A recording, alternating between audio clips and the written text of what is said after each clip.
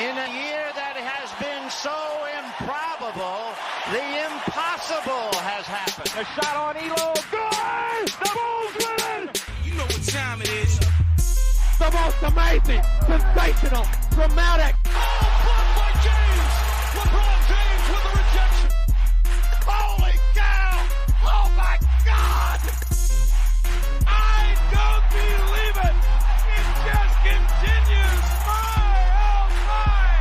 You believe in miracles? Do you know what time it is? I wake up in the morning, I kiss excellence. We wish you a Merry Christmas and a Happy New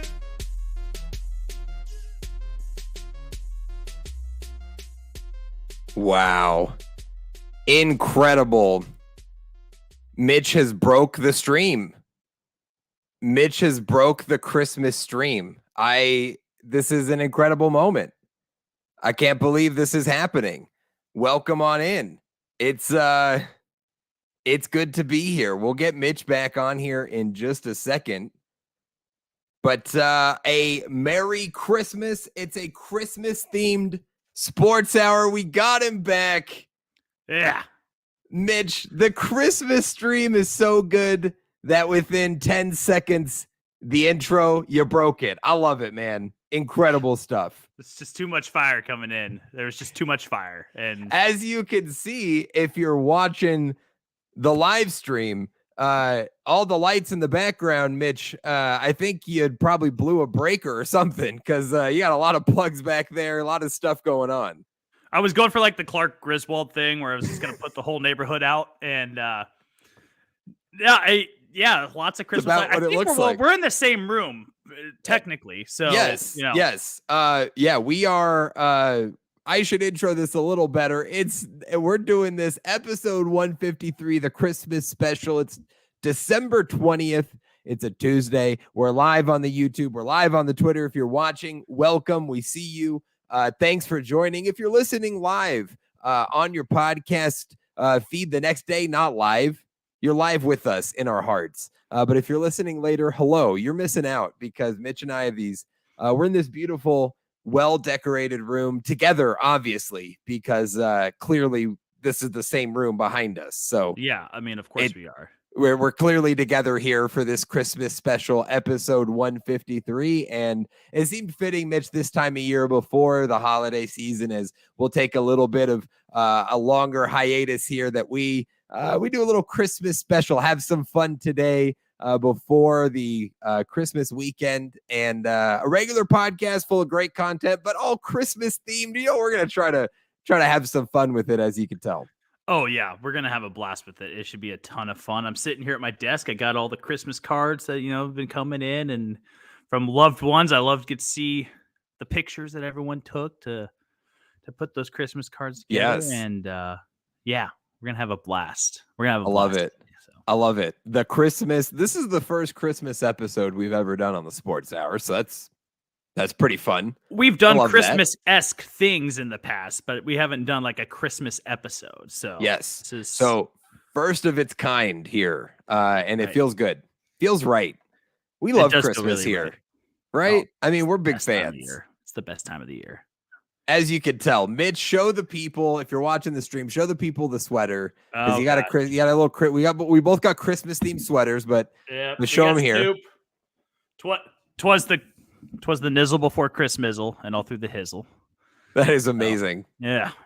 I'm jealous. I wish I had that, honestly. It's that is remarkable. I've got a little taco, ugly Christmas sweater full of Christmas tacos and a llama beanie that I think, if it still works, let me check here. Is it lighting up? I can't see a little light. I can't tell either. I think the battery might be dead, but it says a little Fala Llama. It's great. We look super festive. We do. Again, we do. And we're in this beautifully decorated house that's together, so right next to each other. That's right. You're sitting under the lamp. That's why your lighting's a little bit better than mine. Of course. And I'm I'm casting a shadow over you because we're, standing close in proximity, just feet meters away. But Mitch, let's Enough musing. This has been great. A great start to this podcast, but we need to start this off the way that we always do, my friend. We need to start this with the news. That's right. Let's get into the news and notes around the world of sports. Let's get into the news!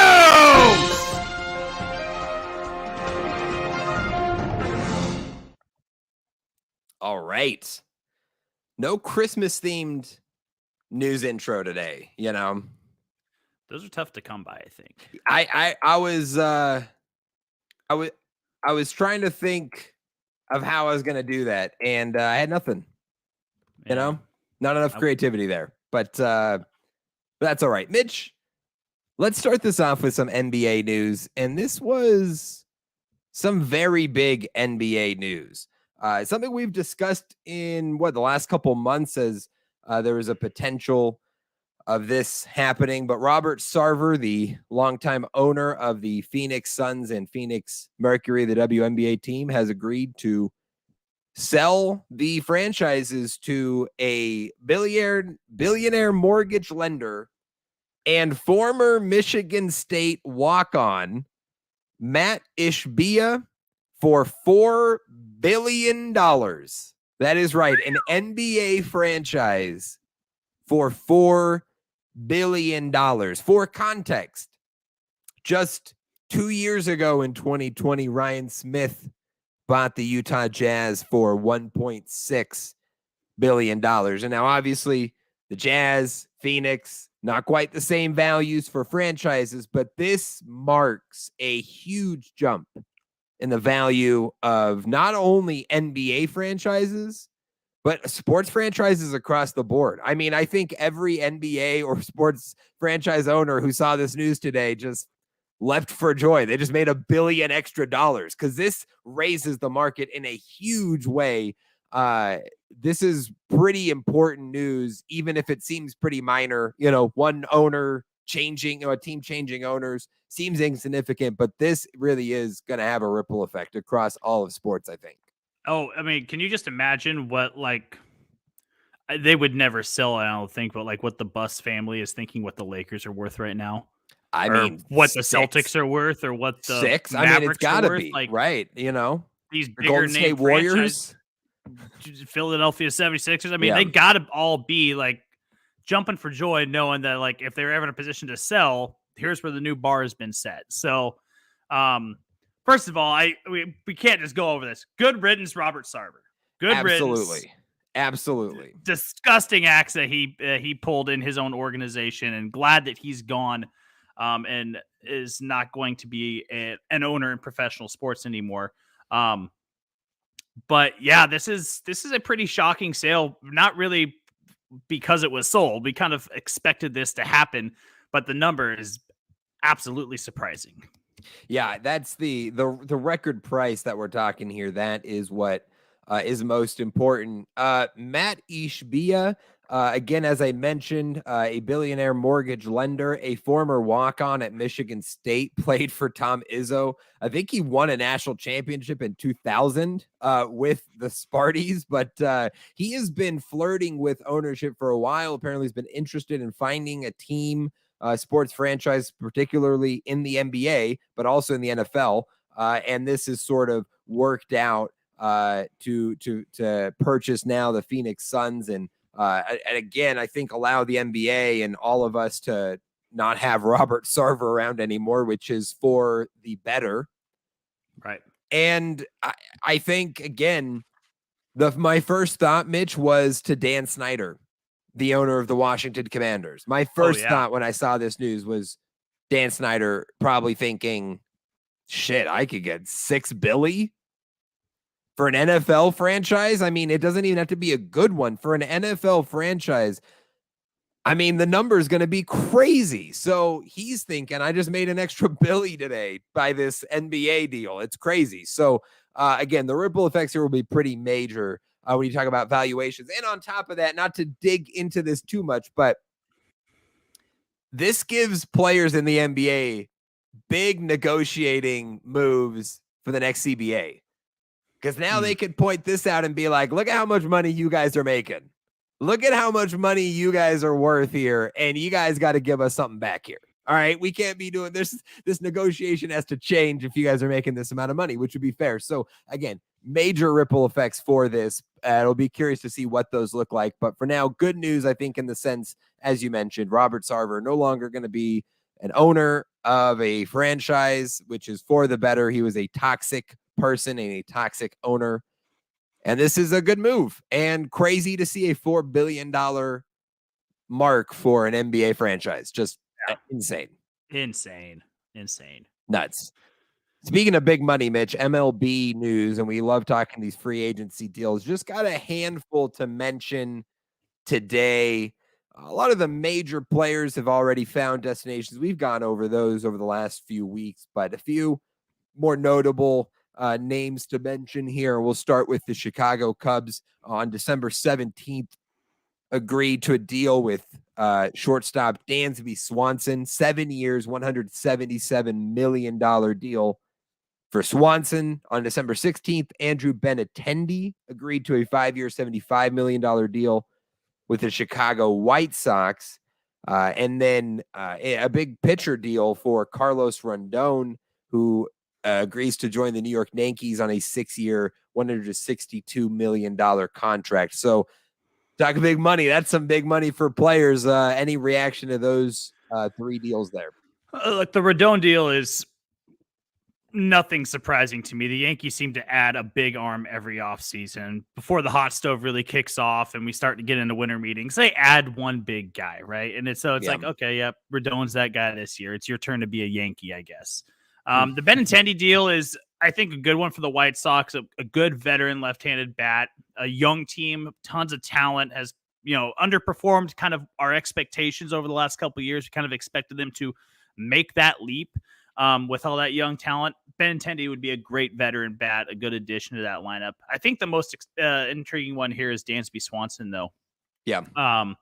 We just talked about it last week of with the shift kind of going away, what's the premium going to be for good defensive infielders? And Dansby Swanson is that guy, right? He's a lifetime 255 hitter. He's not going to blow you away with what he does at the plate. He's going to be a good 7-8 hole type guy. Maybe you can bat him in the 6 hole or up at the top as a table setter at the 2 hole, but he's a great defensive piece. And I think something that the Cubs desperately need right now after Javi Baez left, to kind of fill that void at the shortstop position. So a really great addition for Dansby Swanson, going over to the South Side and joining the Cubs. Yeah, that's a really good point, and it's something you've brought up throughout this free agency, but the impact of the shift and maybe the value of defensive infielders and how much more valuable they are on this open market. You look at this deal for Dansby Swanson, you're talking $25 million a year for him over this 7 years. That's a healthy, strong contract for him and a player like him, proving an investment there from the Cubs that see that value. And I think a fair mark, not an overpay, but certainly a recognition of what he can bring. We'll see what kind of impact he can have in Chicago.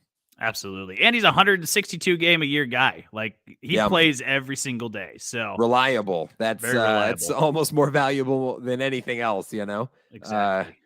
Mitch, some news in the world of golf. A lot of drama between the PGA Tour and Live Golf. We've discussed that a bit as that sort of took off this year. But the Masters, Augusta National Golf Club announced today that any golfer qualified for the Masters tournament based on its previous criteria will be invited to play in 2023. That includes the 16 players who are currently completing in Live Golf, who would have qualified already as previous champions or different qualifiers. There's 6 past Masters champions on the Live Golf Tour: Bubba Watson, Phil Mickelson, Dustin Johnson, Sergio Garcia, Patrick Reed, and Charles Schwartzel. So those guys will qualify, plus again about 10 more guys. I obviously we haven't been big fans or proponents of Live Golf by any means. I don't necessarily support Live Golf by any means. I don't necessarily have an issue though with the Masters doing this. Like I think the Masters is what it is. It is its own entity, and to invite past champions and open that invitation the way that they always have, I don't know. I guess it's fine. I would have an issue if all the opens, the US Open, the Open tournament, if those start opening the door to all these, then I think there's a different thing. But the Masters being outside of the PGA Tour, right? It's not a PGA Tour event. It is its own entity. I think it has the right to, operate in that realm. And I think in this case, I don't really have an issue with this, despite my apprehension and my distaste for Live Golf. I don't either, and I think that this just proves that Live Golf needs the PGA Tour. If Live Golf wants to survive, they need the PGA Tour, because they don't have marquee events like this. They don't have the Masters. They don't have the US Open. They don't have the British Open. They don't have any of these things.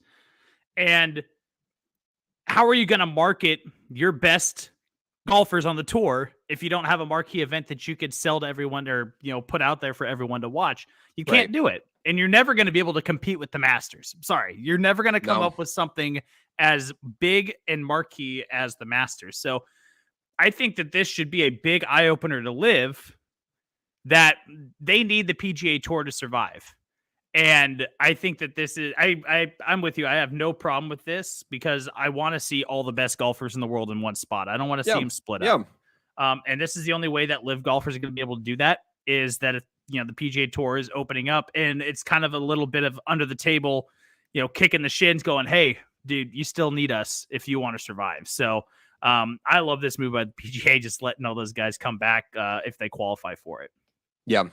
No, and again, I think that's a good point. Ultimately, we want to see the best compete. And if some of those guys are on Live Golf for this tournament, it's cool with me. It's the Masters. That's what we want. And I think that's probably best for the sport. So, Mitch, we got to do the weekly Kraken update here on the Christmas special live on YouTube, Twitter. Welcome again if you're watching. If you want to say hello, if you have any thoughts on anything we discuss here throughout the podcast, let us know in the comments. If you're listening to the podcast feed, you can let us know on our social medias or leave a review on the podcast feed, right? Maybe 5 stars, maybe 4 if it's not good enough, Yeah. That's leave us 5 stars, we'll but then also, like we always say, tell us we suck, because that's the only way we can get better. So leave us 5 stars and then go, you guys suck. I like that. Yeah. I like that. But let's talk Kraken here, Mitch. Our boys 17, 10, and 3 on the season. We've hit a bit of a rougher patch here, right? November, very good for the Kraken. I think a 7-8 game win streak there. And it's tapered off since, though. 2 and 5 over the last 7 for the Kraken. They now sit 3rd in the Pacific Division, 6th in the Western Conference. Still a very good season so far. Still very much in the mix and a lot of things to be excited about. But hitting a natural sort of speed bump. The biggest question for me, Mitch, is how do you come out of this? How do you come out of a disappointing stretch after success? Can you get back to the level of success, or do you let this affect the rest of your season and sort of taper off, right, as we see teams do? So that would be the ultimate test for the Kraken. Can they weather this storm, if you will, and come out on the other side as a playoff team? Yeah, I know. I think it's funny how this is the first time we've ever had a hockey team have any sort of success, and we're like, all right, we hit a rough patch. What do we do to get out of this? I think we should both maybe just take a little chill pill. We'll be okay. It's not even so much a rough patch; it's a plateau. Yes. Climb. Okay, we're at a little plateau. We'll climb, we'll back up again. So, yeah, I mean, weather the storm, get out on it better on the other side. And, I mean, they're still outplaying the Kings. The Kings just have more overtime losses than them. That's the only reason they're sitting second in their division. So, everything's fine. Everything's fine. We're all good. We're not worried yet. No reason to panic. Absolutely. Still early. And listen, this is second year, guys. It's all good, dude. If we make the playoffs this year, that's fantastic, right? I mean, like we said, we're not expecting anything like the Golden Knights did in their inception, right? We're not expecting anything like that.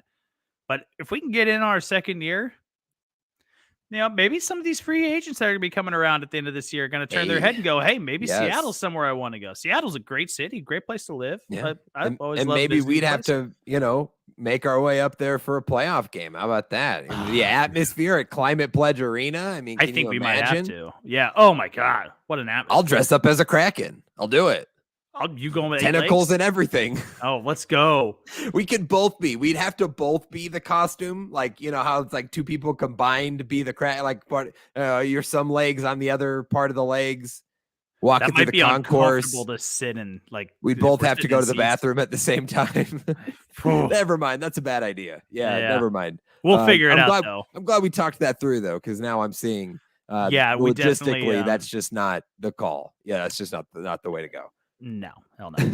Mitch, World Cup. It's Mitch's favorite part of the podcast here. And, good for you, Mitch. Merry Christmas. This is the last time we have to talk soccer for a very long time. Thank God. Because the World Cup is over. The 2022 World Cup in Qatar is over. But the final on Sunday between Argentina and France. Holy cow. I got to tell you guys, I don't know if you were watching this. I don't know how many people that listen to this podcast are big soccer fans. I don't think we have many soccer fans. Mitch and I aren't biggest fans of soccer, but I've embraced the World Cup. I've watched a lot of this World Cup. I watched the second half of this final on Sunday morning. My wife and I sat there and watched it. We were both in on this thing. So intense. This was one of the greatest sports games I've ever watched, Mitch. It was one of the greatest sporting moments I've ever watched. To see France come back in this game, it goes to extra time. They outlast that. It's got to go to the PKs, and you knew Argentina was going to get it done, and Argentina gets it done. Messi wins his World Cup, his final World Cup, in his final appearance. And it was incredible. It was honestly incredible to watch. I had so much fun. Cool. Sorry, I don't know. Soccer stinks. I understand the allure behind the World Cup, right?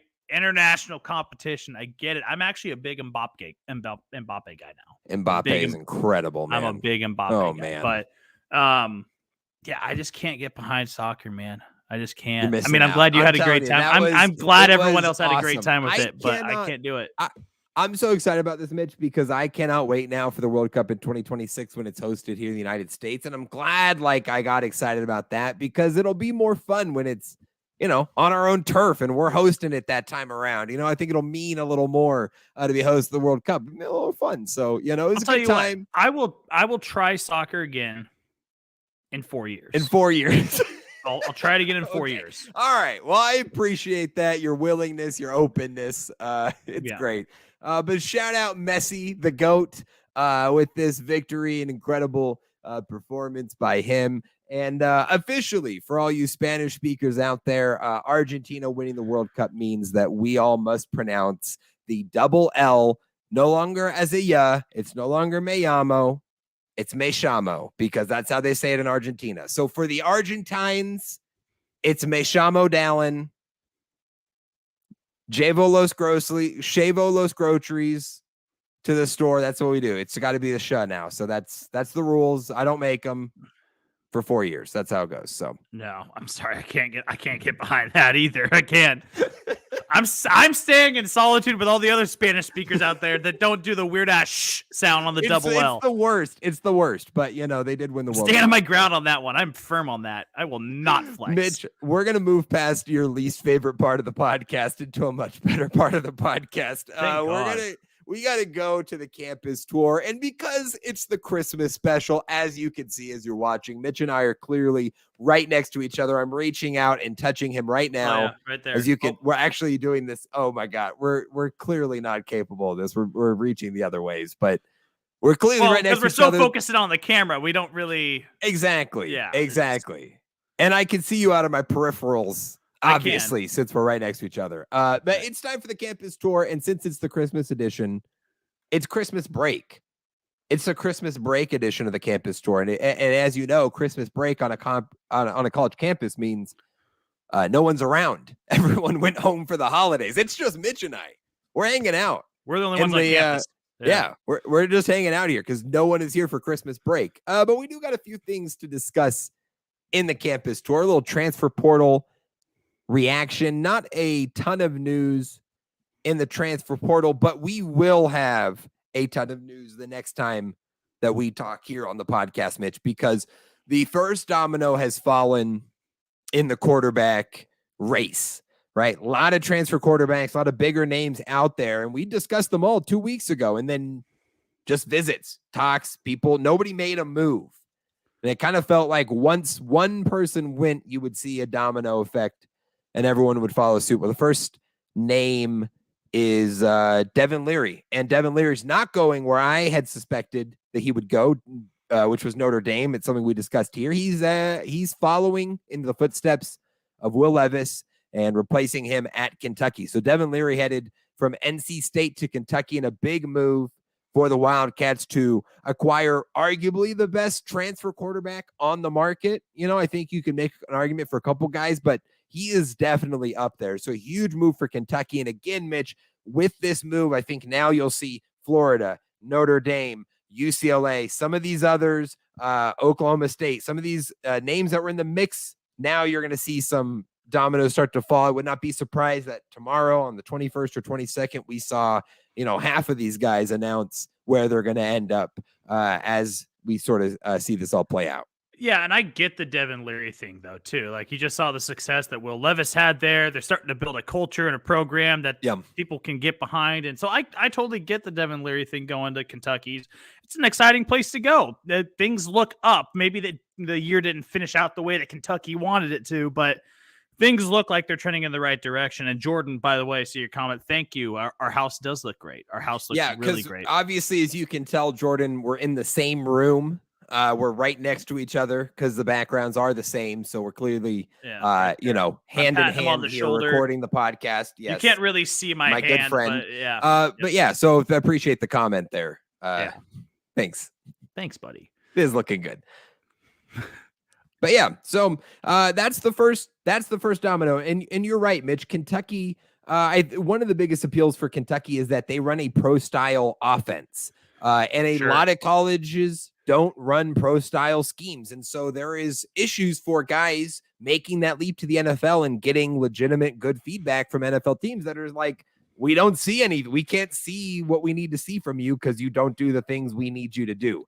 Kentucky will put him in those situations, give him that good tape that the NFL probably wants. Perhaps that's the feedback, some of the feedback he's gotten, and now puts him in a situation where he can do that. And we just saw that with Will Levis, clearly not the most talented quarterback in the draft, but getting a ton of looks because of that pro style offense, right? It's an offense you're going to see at the NFL level. Yeah. You can get used to it in some capacity at the collegiate level.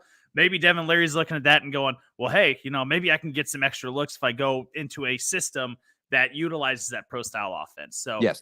And one of the biggest critiques of Ohio State quarterbacks, of CJ Stroud specifically in this draft, but Ohio State quarterbacks in general, is that offensive scheme and how limiting it is for them as quarterbacks, as passers, what they're asked to do. Very easy reads. They're not asked to do much. So when you're making that leap to the NFL, teams are weary of how that transition will go because they're not seeing what they want. Sure. Kentucky will give Devin Leary that. So very interesting there. Again, we'll see some more moves as names like Grayson McCall, the Coastal Carolina quarterback, DJ Uiagalelei, the former Clemson, Spencer Sanders, Brennan Armstrong, among others. We'll see where these guys end up. The other transfer quarterback to announce his destination, former Notre Dame starter this year, Drew Pine, announced he's joining Kenny Dillingham at Arizona State.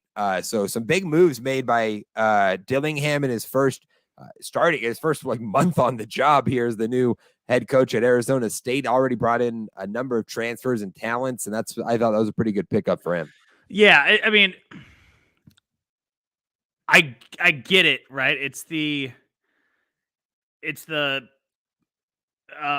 Lincoln Riley goes to USC and then Caleb Williams follows, right? If you got that coach that you really like being around and you have an opportunity to transfer to the school he just got hired at, you want to follow him, right? I get that. This just feels like a step back for Drew Pine. Arizona State's program is not what Notre Dame's is. Yeah. And I know Notre Dame had their struggles, right? They started off 0-3, but this feels like a big step back going from Notre Dame to Arizona State, who's not even competitive in the Pac-12, like, let alone in general. In the Pac-12, they're not even competitive. So, like, Yeah, it seems like a bit of a step back. But I like Drew Pine. I think he's a talented quarterback. I think he's got a lot of upside to him. Just not if I get he's following Dillingham there, but yeah. My guess, Mitch, is that he was not asked to maybe come back and be the starter. Maybe he was suggested to enter the transfer portal if they felt like they could do much better at the quarterback position. And that is, I think, something that's hard. We don't know that part of the transfer portal. You see so many names go in every year, 1,000 guys in the transfer portal right now. But we don't know how many guys chose on their own to leave their current destination, or those who were asked to leave or told it is in your best interest to find a new destination, right? We don't know that. And that I would love to, because I think it gives some context to some of these guys, but certainly interesting there. Good pickup for Arizona State, though. But again, number of guys, we'll see the dominoes fall here in the next few weeks. Certainly. Mitch, I do want to discuss another quarterback who was rumored to go into the transfer portal, but decided to stay at North Carolina. That's Drake May. Very big on Drake May. We talked about him. He was on our Heisman top 5 for much of this year. He is going to be one of the top draft picks in the 2024 NFL draft. But his coach, Mac Brown, came out today and said that there were multiple schools who he didn't name names. He said he knew who they were. He wasn't going to name the names, but were very competitive schools this year who reached out directly to Drake May and offered him NIL deals in the $5 million range to leave North Carolina and come play for their programs. And Mac Brown obviously took issue with this. That's why he aired his grievances in public to shed light on this. And I had some thoughts on this because I have been very much pro NIL, very much pro name, image, likeness. Players should be able to earn money off of their name, their image, their likeness, the work that they are putting in, the profit that they are generating in this world that we live in. But with the lack of regulation and the lack of any sort of structure in this current NIL landscape, I think we are in a very bad spot where now it, much as it was before, if only exacerbated, those who have the resources will always have the best players, right? That was always true before. That's not like a new truth because guys were getting paid before NIL, right? We all know this, just under the table, but guys were getting paid. But now it is clear that unless you have millions of dollars to throw out the best players out there, you are not going to, 1, compete in the transfer portal space, 2, compete in the recruiting space, and 3, be able to keep your own good players. Because now other schools are just going to come poach your good players because they can pay them more money than you can. And that is a problem. That is not good for college football. That is not the spirit of NIL. That is not players being able to make make money off of their work, off of their play, off of their jerseys, appearances, like all of that. That is what NIL should be, not this. Regulation can fix this. Limits on how much you can give players in NIL would fix this and allow you to still earn money. But there needs to be something because this is not working. This was my fear with NIL deals and where it would get dirty is exactly what you just explained. Where we would see there's a separation between FBS and FCS teams right now. And it would be like, oh, there's an FAS where there's the elite schools that can afford to pay all these people. And we might as well just pit them against each other every year and not, and then we have an FBS and then we have an FCS. Else. And that was, that was my worry with it was that, all these big schools, my Crimson Tide is one of them, right? Alabama, Ohio State, Michigan, they're all going to all those big schools are going to take advantage of offering kids millions of dollars to get them to come to their program and eventually completely delegitimize and tear down all these other programs that aren't able to do that. Yeah. Yeah, no, exactly right. And that's what it feels like is happening right now. It's clearly what's happening. It's who can generate the most revenue. And ultimately it is the biggest brands, the biggest programs, the most successful programs. And again, regulation can fix this. Just as simple as putting a cap. You cannot earn more than $1 million in NIL deals in a school year. That's it. Or So every school can put together the same deal for the players. There's no, well, Alabama offered me more. What are you going to offer? Well, you got to convince them off other stuff than just who can write the biggest check. Because if it's not what we should be doing here. Ultimately, and look, not good for the sport. I know that they're young men, but you also kind of look at them as like they're still kids though at the same time, right? They're coming to college to play football. I like the idea of capping it. I also think you shouldn't be able to make an offer unless they've committed to going into the transfer portal. Like it sounds like Drake May wasn't into the transfer portal yet, and he had teams offering him, "Hey, will you leave UNC for $5 million?" Like that's tampering. Like let's not tamper. Offer him, if you want to offer him an NIL deal, that's fine. Wait till they're in the transfer portal and then cap it at what it can be, and let the kid make his own decision. Yeah, obviously, if you're 18, 19 years old or 20 years old and you're entering the transfer portal, you're going to follow the money, right? Most kids, I think, probably would because they're still like trying to make that. They're a broke college kid. They got to find a way to make money. That they're going to do it playing football. Like, don't just offer an exorbitant amount of money to try to get them to come to you. Let them make their own decision for themselves and set the cap there. Yeah, it's clearly we just need something. And I think the NIL Wild West has proven to be not the solution that we need. I don't necessarily want the NCAA or Congress to step in and have over-imposing regulations, but we need something. We need just some sort of structure, clearly, because this is not working. And hopefully we see that here in the near future. Mitch, we got to get into some bowl game previews. We're going to highlight a handful of games.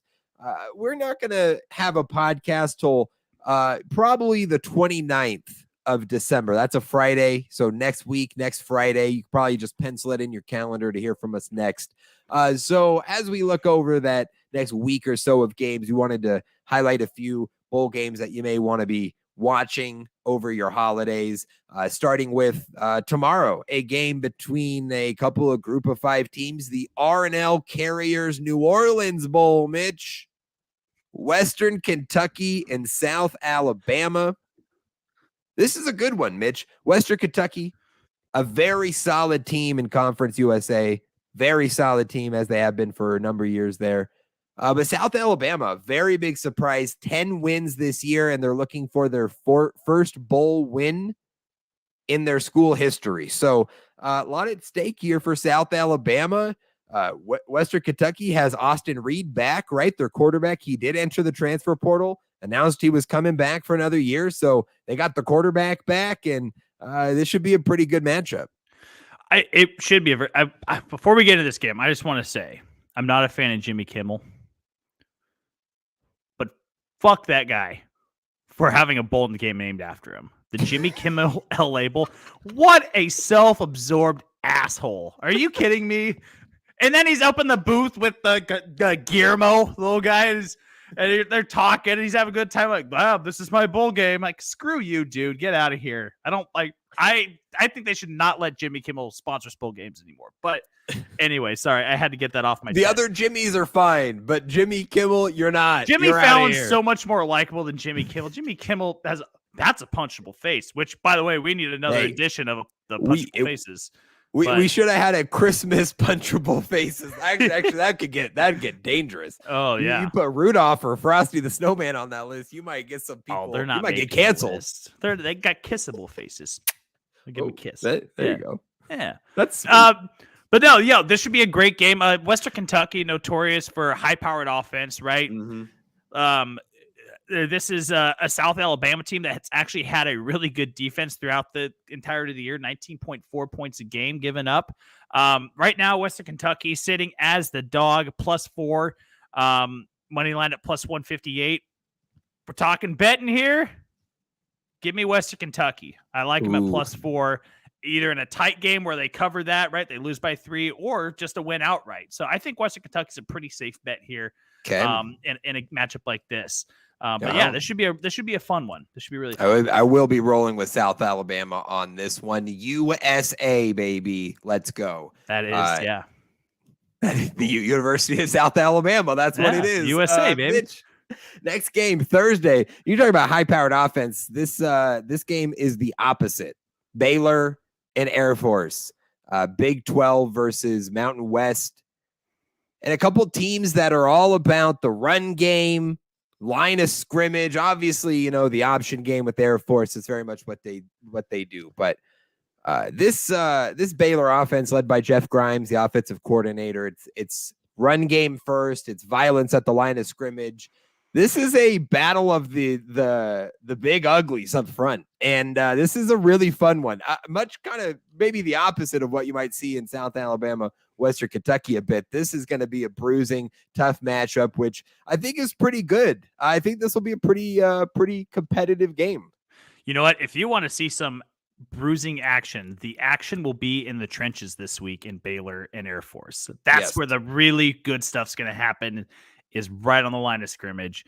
Air Force somehow at 9-3 against a 6-6 Baylor, a +4 underdog. Against the Bears. Air Force only 6-6 against the spread, but I'm going to take the dog here again. Give me Air Force +4. So they have a very good defense on the money line, and they have a very good defense. Yeah, and I'm not going to touch the over under. It's kind of scary. It's 43, and that's kind of like I hate that. It's right in the middle where it certainly could not hit, and so I'm just not going to touch it. Yeah. Yes. No toca eso. No toca eso. Oh, no, Mitch, no toca cheso, however they say it. No, you're good. You said it right. There's no double L there. Oh, there's no double L. Okay. Right. I love that. I do like this idea that now we have to just throw the sh into just random words. Like, let's just throw it everywhere because the dang Argentines. I like that. That's right. Mitch. So wait, so for horse, and it's not caballo, it's caballo. Caballo. Yes. I don't like that at all. It's horrible. I know. It's awful. Yeah. It's awful. You'll never get used to it. Mitch, the Lockheed Martin Armed Forces Bowl here between Baylor and Air Force. Very good. But again, that one's December 22nd, this Thursday. Following the Christmas weekend, a couple games next week to watch the Ticket Smarter Birmingham Bowl between a couple of Carolina teams. Coastal Carolina of Conway, South Carolina, and East Carolina, Mitch. So a couple Carolina schools matching up here in Birmingham. This is, Grace McCall's in the transfer portal. Jimmy Chatwell's at Liberty. This is not the same powerhouse Coastal team that we've known, but still a lot of talent, still a lot of pride on that program. And East Carolina is a really pretty good American Athletic Conference team who had some good wins and really good performances this year. So this is a sneaky game. I think this will be a pretty good one. I love Grayson McCall, but I really like Holton Allers as well, quarterback for Eastern Carolina. And Keaton Mitchell had a fantastic year, right? Over 1,300 yards, 13 touchdowns on the ground. I'm gonna take Eastern Carolina right now, who's the favorite at 7.5. Yep. I think they can get that one done over Coastal Carolina. Love Grayson McCall, nothing against him, but that defense is really bad. Like it's not a good defense, and I think that Eastern Carolina has a perfect opportunity to take advantage of that and get themselves a bowl win. A program that has really struggled to have success over the last 15 years. It'd be good to see them get a bowl win. Give me the Pirates. For sure, Mitch, the San Diego County Credit Union Holiday Bowl. First off, we should have a congressional law that if the name of your business is over 3 words long, you are not allowed to sponsor anything. Anything. I don't care what it is. A bowl game, an arena, a radio segment. I don't care what it is. You should not be able to sponsor anything because that is too many words for people to have to say. But the San Diego County Credit Union Holiday Bowl between number 15, sorry, I take a breath there. Number 15, Oregon, and UNC, speaking of Drake May, He'll be facing off against Bo Nix, who announced his return to Oregon next year. That's a big move in the Pac-12 to have Bo Nix back with the Ducks. So this is a good matchup, high-powered offense I expect to see in this one. Like, take the over, probably like 75, 80 points in this one. This should be like fireworks. December 28th, that's when this game's taking place, next Wednesday. Over-under right now at 73. Take the over. Okay. Yep. Yeah. Take the over. Yep. Take the over. Oregon right now favored by 14.5. North Carolina, 5-7-1 against the spread. Not good against the spread. Not good. I'll take the Ducks here. I'll take the Ducks at minus 14.5. Yeah. A lot of energy getting Bo Nix back. I'm sure the team will be hyped. Yeah, absolutely. I like that. Mitch, final one here to watch, the Valero Alamo Bowl, number 20. Texas versus number 12, Washington. One of the better matchups, I think, outside of the New Year's 6 games this year in the Alamo Bowl here between Texas and Washington. Two great programs who had pretty good seasons. Texas in and out of the top 25 all year. I think they were overhyped for much of the season. Ultimately, an 8-win team? That's about right. That feels about right of where they were all year. This Washington team, though, a very big surprise, just misses out on the New Year's 6. I think they're going to have a lot to prove in this game. Michael Penix coming back for another season, so big to have him back. They're going to try to make a push in the Pac-12, so a lot on the line here for these teams. I think this should be a pretty good matchup. One of my Heisman favorites next year is Michael Penix, and I'm glad that he's coming back for another year. Matching up against the young hotshot, the mullet Quinn Ewers. This will be a fun. This should be a shootout. This should be a shootout. Take the over. It's at 67.5 right now. I'll take the over here. Washington 7-5 against the spread. Texas 8-4, but I just think Washington's the better team. So I'm going to take Washington +4. Actually, I'll just take the money line +148. Take them outright. Okay. I won't try to play with the points there, but I'll take Washington in this one. Yeah, absolutely. I would take the Huskies as well. High-powered offense there. Penix, I think, led all of college football in passing yards this year. He was 4,800 yards or whatever it was. He was a monster. Yeah. I mean, having Penix back, having Nix back in the Pac-12, I mean, how much fun is that going to be? What a surprisingly fun conference this year with a lot of really good teams, and Utah's going to be good. USC will be good. UCLA will probably be just as good, and then you add Oregon, Washington. It's like, geez, you got Dion coming to Colorado. I didn't even bring up Colorado, Arizona State. We were talking about them earlier. Some sneaky good moves by them. So Pac-12 might be kind of fun. Okay. I don't know. Are we buying in? Oh my gosh, Mitch, they screwed me so much this year. I don't think I could do that. It's too early to buy in on it, but they bit you in the ass too much. I'm not buying the Pac-12 stock. Can't do it, Mitch. Can't do it. To wrap up the campus tour Christmas break edition, our player to know before the NFL draft. And because we had to remove Olu Fashanu, the offensive tackle from Penn State, who is returning to school, not entering the draft, I thought it fitting we add an offensive lineman to the list because we don't have one now. That was the only guy we had discussed. So we're going to go O-line this week to recap the names we've heard on the list so far, starting with last week. Jalen Carter, defensive lineman, Georgia. Will Levis, quarterback, Kentucky. Tyree Wilson, edge, Texas Tech. Quentin Johnston, wide receiver, TCU. Hendon Hooker, quarterback, Tennessee. Michael Mayer, tight end, Notre Dame. Joey Porter Jr., cornerback, Penn State. Drew Sanders, linebacker, Arkansas. Bijan Robinson, running back, Texas. Jordan Addison, wide receiver, USC. And Bryce Young, the quarterback, from Alabama. And the offensive lineman we're talking about this week, Mitch, Peter Skoronski, offensive tackle from Northwestern. Big Ten blood and a good Big Ten lineman to boot, Mitch. Top 10 prospect by most people's measurements, I'd say, in the top 10 to 12 range on most big boards. I believe Mel Kiper has him 6th overall. PFF also has him 6th overall. And the highest rated offensive line prospect in this draft. And that was expected coming into this season. He was at the top of the list headed into the 2022 football season. And no one else has really emerged. And Skoronski has been frankly really, really good. He has been one of the highest graded tackles this season, 7th highest graded according to PFF this season for Northwestern. And if you remember from our college football preview, Mitch, for every conference, I had a bad player or a good player on a bad team that I just wanted to mention. Guys, we weren't going to really discuss this year. Mm-hmm. Peter Skoronski was my player for the Big Ten because Northwestern sucks ass. But he was going to be really good, and he's proven it, Mitch. Now, the one thing about Skoronski that would make people hesitate is doesn't have the arm length that you want to see. He's not going to measure at that 31. I think 31 and a half is really where you want it. He's not going to measure at the level that you want with the arm length. Not the biggest guy, 6'4", 294, but he is a technician. He knows what he's doing in pass protection. He can play with that aggression in the run.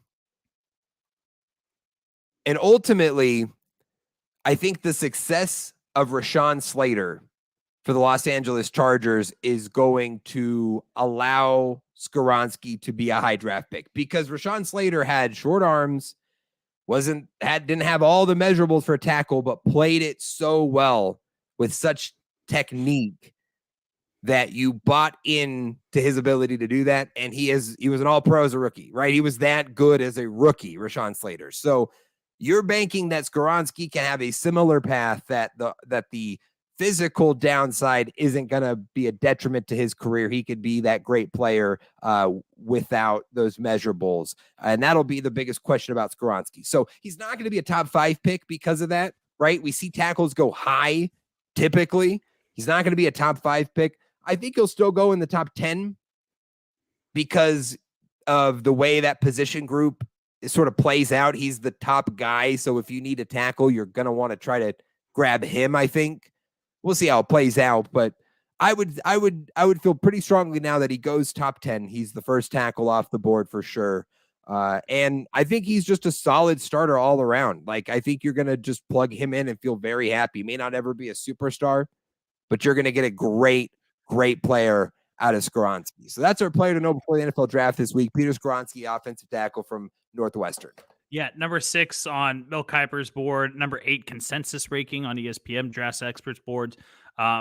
Only 6 pressures on 480 blocking snaps this year. He was a finalist for the Outland Trophy, which is the top interior lineman. So it sounds like he could play guard for the most part, which I would be totally cool with. This is the Chicago Bears. This should be the Chicago Bears' first draft pick. This should be their first round pick this year. Okay. If they wind up with a top 3 pick, though. Well, then there's a discussion to be had. But if they wind up like 4 or 5, trade back to like 6 or 7 or 8, wherever you think he's going to be at. Trade back, get some return on it, and pick Peter Skoronski. I mean, his last name ends in ski. He sounds like a bear already. So he played at Northwestern. He played at Northwestern. He's an Illinois guy. Like, just go do it. But, like you said, if the Bears get a top 3 pick, then there's a discussion to be had of whether or not they should trade back or not. But definitely a guy that I would be absolutely happy with if the Chicago Bears selected coming up in April when we get into the NFL draft stuff. Very solid offensive tackle prospect. And I'll have a few more offensive linemen here coming up as I start to dig in to a handful of the names that have emerged throughout this college football season. So we'll add some of the hog mollies up front on this. I'm not going to miss the offensive lineman and the player to know before the NFL draft. So we'll have more to come as the offseason gets underway. But Mitch, that's going to do it for the campus tour Christmas break edition. It's time for us to take a brief Christmas break and hit a mid-roll. And on the other side, NFL Week 15 recap, quick picks, but most importantly, Mitch, a Christmas top 5. That's right, folks. A Christmas top 5. You'll find out what we're doing on the other side. So stick around, and we'll be right back. Thanks for checking out the Sports Hour today. We appreciate you wherever you're listening, but if you haven't already, we recommend you check us out and give us a listen on Anchor. Anchor allows us to provide the best product to you you can go support the Sports Hour and become a permanent part of the show, like my saint of a mother Sammy and my father David did. You can even leave us voice messages with your thoughts and opinions that we can use on the show. Prove to us that you know better than me and Mitch-Mo. Moral of the story, people, be more like Sammy and David. Go find us at anchor.fm/the Sports Hour, guys, and become a part of the conversation. What the hell are you waiting for? Welcome back into the second half of the Sports Hour with Mitch-Mo and Dallen. Thank you for sticking around for this second half because Dallen's about to get Christmassy. Oh, yeah. About to get Christmassy up in this bitch. As the kids say. As the kids say. The kids say. Something we've been trying to do, and I think something that we should stick with because it's a hell of a lot of fun, is supplement maybe the absence of a top 5 list every week and do a draft. And since it's Christmas, we're going to draft the top 5 Christmas movies. It's our show. It doesn't have to be sports related. And we're drafting Christmas movies because it's the season. So that's what we're getting into. I'm excited for this one. I'm really excited for this one. I'm so excited. This should be a really good draft. Dallen, I think it's only fair since I got the first overall pick last week. Ooh. My gift to you this Christmas is the first overall pick. Oh, wow. Isn't that nice? So pleasant, Mitch. Little Christmas vibe. I love it. I mean, that gift from you is a Christmas miracle, it feels like. Usually incredible. I compete for the number 1 overall pick. But number 1 pick, Mitch. Honestly, I didn't want the number 1 pick because it's a lot of pressure. It is a lot of pressure. Where to go first in here with so many classics, but I got to go with a movie that I think is like my favorite one to watch every year, and I'd be remiss if I didn't select it number 1 overall. Make sure I get it. I'm going Elf. Number 1 overall, Will Ferrell, my guy. Classic. You can watch it with the family. You can watch it with anybody. It's universal. It's light. It's fun. Nothing better. Elf is fantastic. That's a great pick, dude. I think it's not the clear 101. I think that you could make an argument for a lot of them, but that's 100% in the conversation. Yeah. For the 101. Just a solid first pick from you, my friend. But thanks, man. I'm going to go with another family-friendly film. Another film that you could sit down, watch with the family. It's about a guy whose heart grows 2 sizes bigger and gains Christmas spirit. I'm taking The Grinch That Stole Christmas. Is it okay? I gotta ask here though, Mitch. Yes, it is the Jim Carrey version. Because there's a old animated version, there's the Jim Carrey, and then there's even the Benedict Cumberbatch as well. So I was just having a conversation about this with someone earlier or this last weekend. There's only 2 Grinches in my book. It's the original animated and the Jim Carrey one. Those are the only 2 good ones. The Benedict Cumberbatch I haven't even seen the other one. Yeah, it can kick rocks. It can kick rocks. Okay. Tell him. For my second pick, maybe a little bit more of an adult Christmas film, but one of my personal favorites. I'm going Christmas Vacation. Oh man. Yeah, I'm going. This Christmas is why Vacation. I didn't want to go first because it's just you're getting some good picks off the board. It's tough. I love Christmas Vacation. That's a classic. See, that was the one that I grew up watching every year. Oh, that was same what here. Like a family watched every year was Christmas Vacation until Elf came out, and then that became part of the rotation. But it's always Elf and Christmas Vacation are like the 2 every year that we watch. And one of the greatest rants of all time is when he's talking about what he wants for Christmas, and he wants his boss there with a big ribbon on his head. Yeah, and he calls him every name under the sun. It's perfect. Oh, it's man. awesome. That's funny. And it's actually perfectly in character with Chevy Chase. He wasn't actually acting in that scene. That was just an actual tirade. He was talking about Lorne Michaels from SNL. Yeah. Incredible. Yeah, all right, Mitch goes back to back. How the Grinch Stole Christmas, Christmas Vacation. Great picks. I'm back up. I took Elf at the 101. I'm going to come back here with Home Alone. I'm going Okay. Home Alone with the second pick. Home Alone is great. I hadn't watched it in a really long time until last year. We watched it with my in-laws, and just a fun movie. I mean, just again, kind of like Elf, just light and fun, and I had a good time. It had been so long since I'd seen that, so I got to go Home Alone. I like it. I like that one. I self-admittedly am not as big of a Home Alone fan as everyone else is. Okay. But when it does come on, I enjoy it. I enjoy it a lot. Kevin's antics are always fun. Yeah. His booby traps he's setting up all over the place. Yeah, it's great.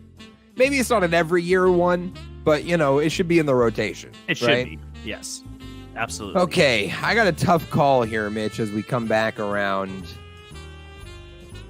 I got to go because there's not a lot of options. There's not a lot of great options I feel good with, and I think you're going to pick this one. So I am going to go ahead and go with the Santa Claus. Yeah, that's on my list. Tim Allen. That's on my list. And, the wife and I, we just watched this a couple days ago. We sat down this last weekend. We ordered our last bit of Christmas presents for everyone, and we threw on the Santa Claus in the background. And it had been a long time since I watched it, and brought back some good memories. I remember seeing it quite a bit as a kid, and it was fun. It was fun. It's not the best, but it's pretty good. Good. It holds up very, very well. Very, very well. That's a great pick. I was actually on this next turn going to be one of my picks. I knew it. I was like, if I don't take it here, it's not coming back to me. You got me back. Yeah. All right. Back to back for Mitch. Let's see what. Okay. So you have, what's your two movies so far? So far I have The Grinch, How the Grinch Stole Christmas, and Jim Carrey version, by the way. I want to make that very clear. If we do a poll, it's the Jim Carrey version. And then Christmas Vacation. I'm going to stay with my third pick in the Tim Allen vein. Okay. And I'm going to go Christmas with the Cranks. Okay. It's another family favorite of ours. And I think Tim Allen just nails every Christmas movie that he does, right? Because he can come off a little crotchety and everything. Curmudgeon-y, yes. But then he always comes around at the end, He always comes around and just puts you in a little bit of Christmas spirit. I like Christmas with the Cranks here. I think that's what I'm going to do. Okay. That's a good pick. That's an underrated one. That's pretty good. Very underrated. Very underrated. Okay. Now, so this is where it gets interesting. Yes. Because I feel like there's one you're not going to take, but I wouldn't put it past you to take it. And I want to make sure I have it. Okay. Because it's not everyone's favorite, but it's a classic and it's got a great story. Classic like black and white. Yeah. I'm going to take It's a Wonderful Life. Okay. And I know it's not everyone's favorite, but it's one of my favorites.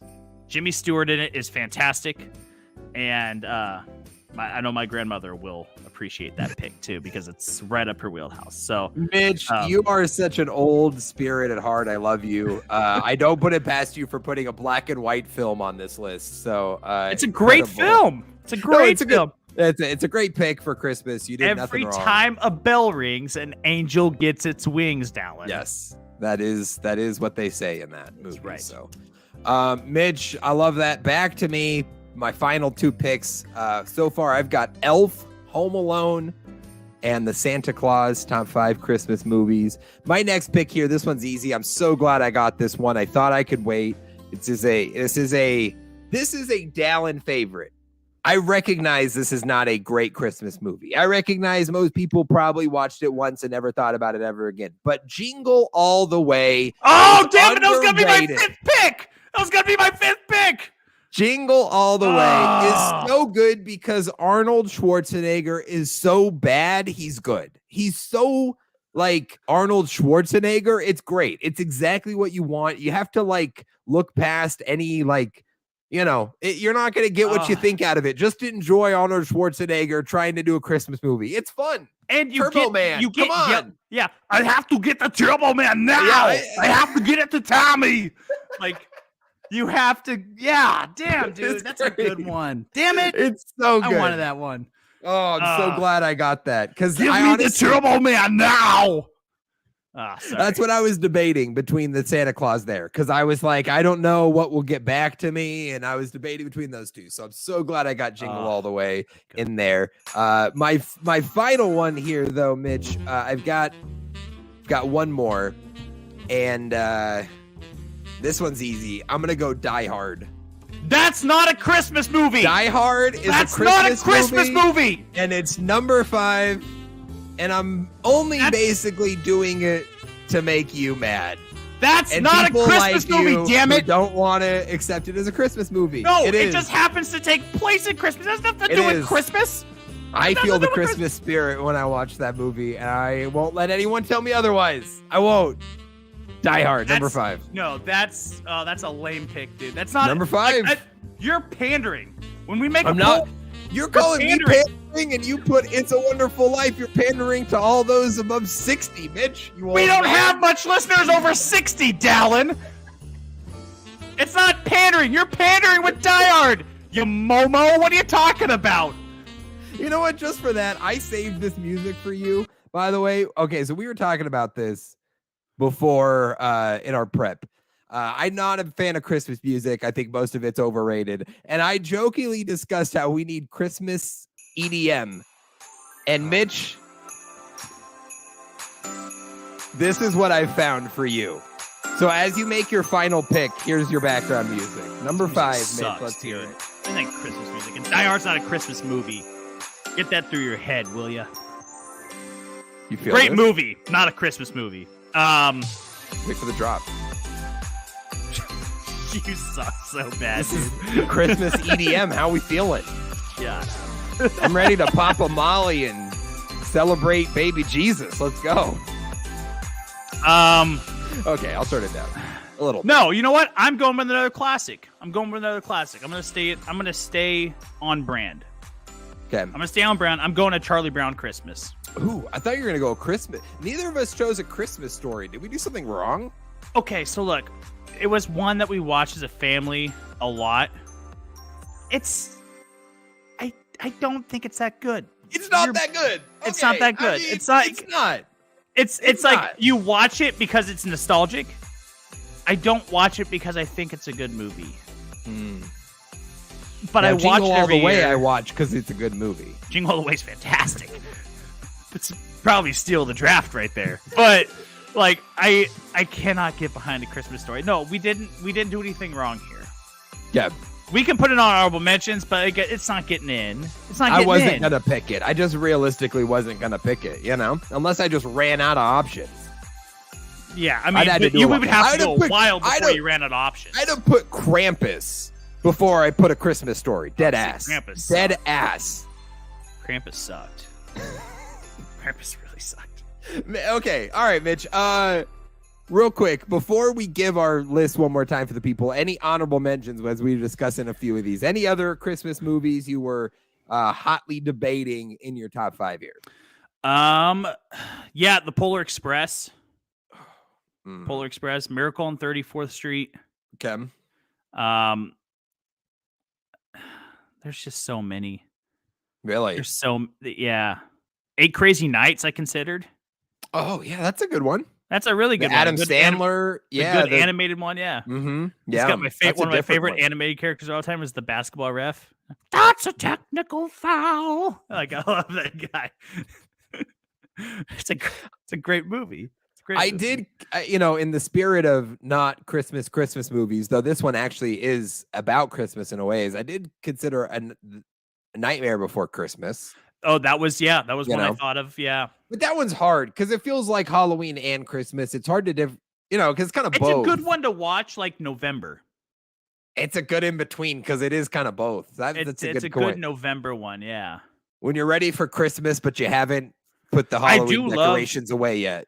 I do love when Disneyland redoes like the Haunted Mansion Nightmare Before Christmas. Oh yeah. I think it's that one. I think that's the road. I think that would you're make right. sense. That would make sense that it was that. So hell yeah. I do love that. But there you go. Yeah, I haven't seen the movie maybe but once, but I remember it was good. I love Tim that. Burton's very different though. Too, yes. So Yeah. All righty. Well, that's the top 5 Christmas movie draft. Mitch, let's run through our top 5s for the folks one more time. I will go first. I had the 101. My top 5 is Elf, Home Alone, The Santa Claus, Jingle All the Way, and Die Hard. I pretty much stayed on brand with myself, and I went The Grinch, Christmas Vacation, Christmas with the Cranks, It's a Wonderful Life, and A Charlie Brown Christmas. Love it. Mitch, I was hoping you'd go for the Christmas sweep and have 5 movies with the word Christmas in it. I have none. None of my movies have actually the word Christmas in it. You were almost there. If you didn't pick It's a Wonderful Life, you would have swept the 5. Yeah. Well, if I So that didn't was pick fun. It's a Wonderful Life, I would have probably picked The Polar Express. Oh, okay. That's it. I really like that. The one that came out like 10 years ago or whatever. Yeah. Yeah, that one's really good. The Tom Hanks one. Tom right? Hanks He's is in the it, yep. conductor. Or yeah. Yeah. That one's fine. That one's fine. It's fine. What do you mean fine? No, it's fine. It's not Die Hard though. It's children friendly. I will say that. Yeah, it's true. Mitch, that was fun. That was fun. Let us know in the comments if you're watching the live, if you've been tuning in. Any thoughts on the Christmas movies? Let us know who had the better top 5 here of Christmas movies. Dallen, Die Hard is not a Christmas movie because it's not. Let us know where you stand, because people, it's a hotly contested thing. That's all I'm saying. It is a hotly. Well, even Bruce Willis even said, like, in a recent thing when he's like, Die Hard is not a Christmas movie. Like, well, what does he know? That's the star of the fucking movie, Dallen. Yeah, like, but he didn't write it. Like, what does the writer say? Yeah, but if he's the main character, he knows it's not a Christmas movie. Just saying. I've never felt the Christmas spirit stronger than watching Die Hard. Mitch, let's go to our NFL recap week 15 Christmas edition, as we are in the Christmas special episode 153. So we've got some fun names for our normal segments, our normal categories. Most impressive team this week, Mitch. Who made the nice list for you? The nice list. Yes. The nice list for me this week goes to the Jacksonville Jaguars. An impressive win over the Dallas Cowboys. The walk-off pick 6. What was that? Rashawn Jenkins ran that one back to end of the game. Dak Prescott looked more like Quack Prescott with the ducks that he was throwing up most of the day. The Jacksonville just was great. And I know we're going to get more into Jacksonville a little bit down the road, so I don't want to steal any thunder from that conversation. But, I mean, just the defense, it was going to be hard to stop Dallas's offense. Dallas's offense has been so good all year long. But the Jacksonville offense over the last few weeks has really come to life. I'm really excited just to see. And they're not even overusing Trevor Lawrence. They're not overusing Travis Etienne. It's almost a really, really even balance. An even balance in NFL standards would be like a 60-40 split between run and pass game. So like it has been very well balanced. It's been they've executed exceptionally well. And Jacksonville just, man, to take it to a great Dallas Cowboys team was an early Christmas present for me because Cowboys. Very impressive, Mitch, the Jags this week. And honestly, this season, I think this is exactly what you wanted from Jacksonville this year, right? We had stretches of the season where you saw the potential on defense, right? Early in the season, it was the defense that was playing so well. Oh, wow, look at these guys. Oh, the front seven, the pass rush, they're really getting after teams. And you saw, okay, this is what they're building. We like this, right? Then that tapered off because they're a young team. They're still building there. But now we're getting a stretch of games where the offense is really taking off. You're seeing Trevor Lawrence really come into his own in year 2 and flourish as that number 1 pick. And you're like, okay, now I see the vision of what the offense can become. Now the question will be coming into next year is, can you put those together? Can you do that for the majority of the weeks? Can you do both those things at the same time? But these are the signs you wanted to see from this team this year. Yeah. Can you see the vision on defense? Can you see the vision on offense? See the pieces come together. Trevor Lawrence looking great. This team with the big win over Dallas. Fantastic. I'm sorry about the faces I've been making, Dallen, while you're doing that. But your wife commented and said, Die Hard does not count as Christmas. Pick another. So, okay. Well, there you go. Boom roasted. When we asked for comments, I didn't mean her. I meant everyone else. You're telling your wife to not comment? Come on. Oh, it's fine. I get it. Listen, just, it's all good. It's all good. Die Hard. Your Makes you wife think even said it to eggnog. you, dude. Mitch, Oh, yeah, okay. the most impressive team to me this week had to be the Minnesota Vikings, who pulled off the greatest comeback in NFL history, coming back from a 33-0 deficit at halftime to the Indianapolis Colts. They win this game in overtime 39-36 in what was an incredible performance. And listen, I was making jokes at halftime of this game in our fantasy football chat that this is the reason why we should have the mercy rule in the NFL, that we should just call games at halftime when it's 33-0. Because why would you play it out, right? Like, you wouldn't need to play out the rest of the game. We already know the outcome, right? Well, I'm happy to say I was very wrong about that. I'm glad the NFL doesn't have a mercy rule, because we got to witness history this past Saturday with this Vikings team. An incredible performance. And I think that it's just so representative of this Vikings team this year, Mitch, because for so much of this season, I have felt like, yeah, they're winning, but are they even good? They're winning the records, but like, how good are they? Who are they beating? Right. I mean, the Vikings, we've just sort of, we just felt like, we haven't been convinced by a team that has a very good record. And yes, they had a very impressive win against Buffalo a couple weeks ago. Right. And that definitely left a mark. But this game really feels to me like this is a sign that this Vikings team can really make a run, because they're getting everything going their way. And on top of being a good team, and on top of playing well and having good coaching and all of those things, you also have to have luck. You also have to have things break the right way. If any team was an indication of that last year, Mitch, it was the Cincinnati Bengals, who had everything break right in the second half of that season and that playoff run to make a Super Bowl run. And we would have never guessed the Bengals could have made a Super Bowl run in December of last year, but they did. So I don't know. It just feels like this Vikings team, obviously this win is impressive, but we probably need to be giving a little more credit to this team as a legit contender in the NFC. I mean, anytime you set the record for biggest comeback in NFL history, of course, I mean, it's impressive, right? It is clearly impressive. And the Vikings were. But you had just mentioned too, like, oh, who did they beat? Who have they beaten? Like, yeah, they beat the Colts. I mean, it was the biggest comeback in NFL history. But again, you have to look at, what the story is. They beat the Colts. The Colts are not an impressive team to beat. They were very impressive in the first half, though. They were, and really I think that the Vikings also were very unimpressive in the first half. Yeah. So, I love the comeback for the Vikings. Kirk Cousins had an incredible second half. Great win for the Vikings coming back from a 33-point deficit. But the Colts defense and the Colts defensive play calling is the one to blame in this game. They're the reason that this happened. Like, I mean, they're the large reason of why this happened. Like, Kirk Cousins and the Vikings offense clearly had something to do with it, right? Because, like, they have to do something.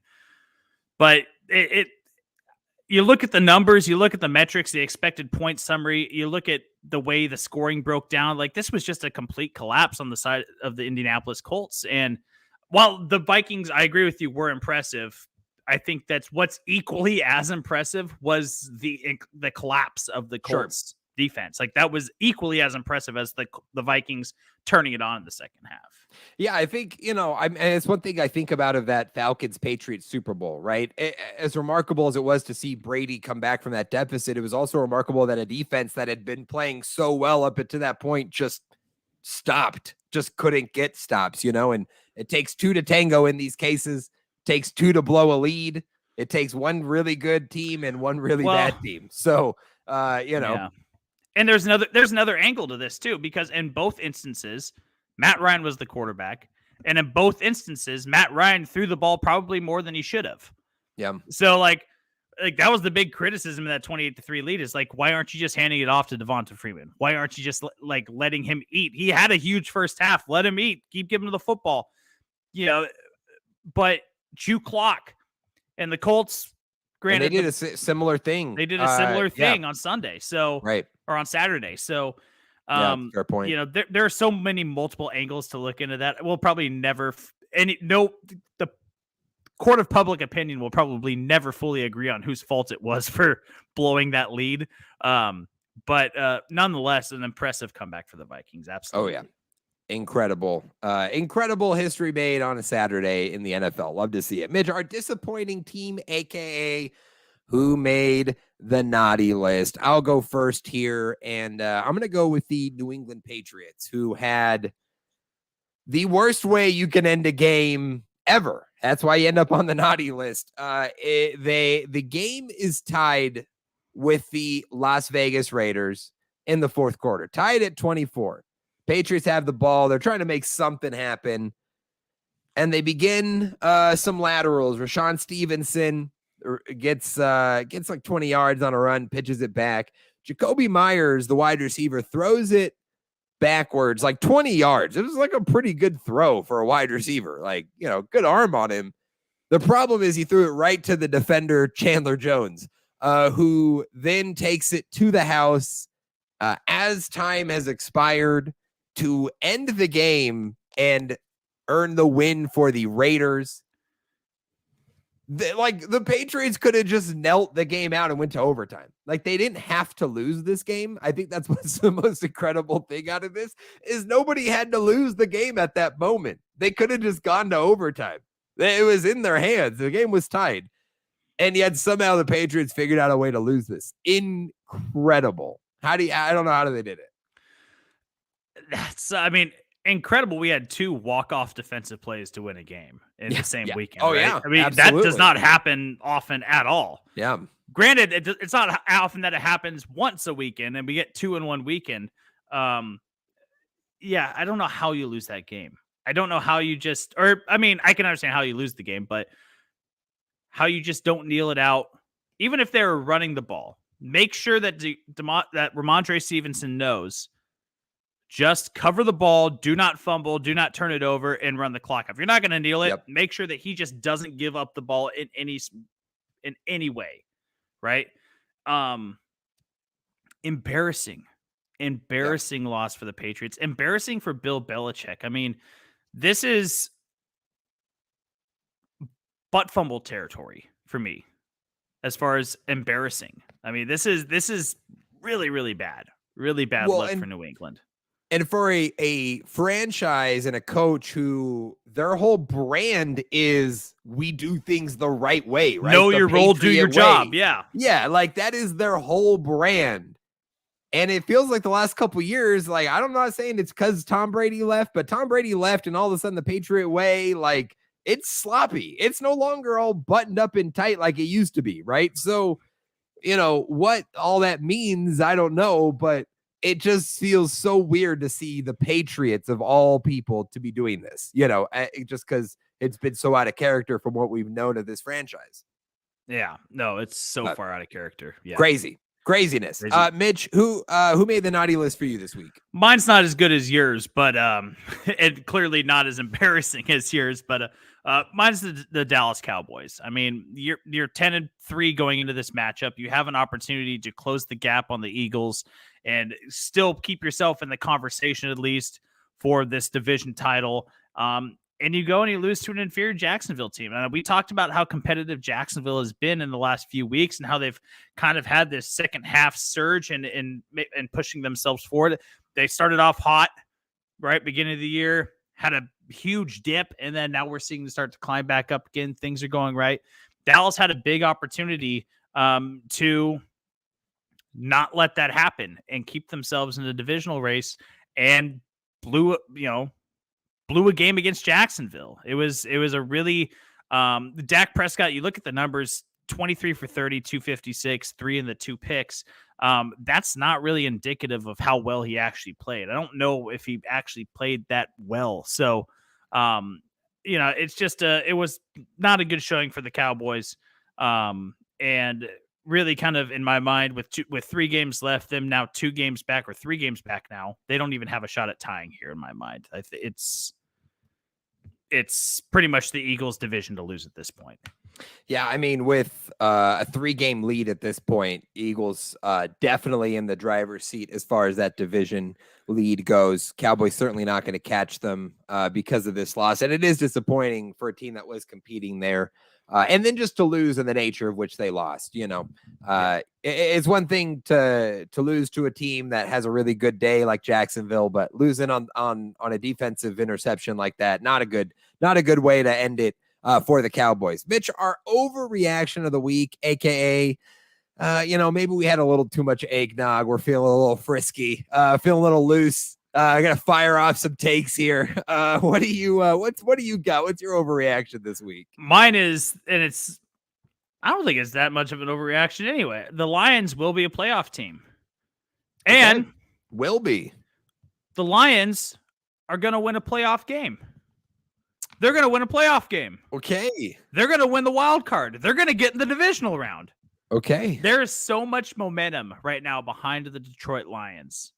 And I feel like that even if you're like, as a Bears fan, they're in the same division as us. I'm backing the Lions right now. I'm a Lions stance. I'll be like, you know what? Hey, we're out of it.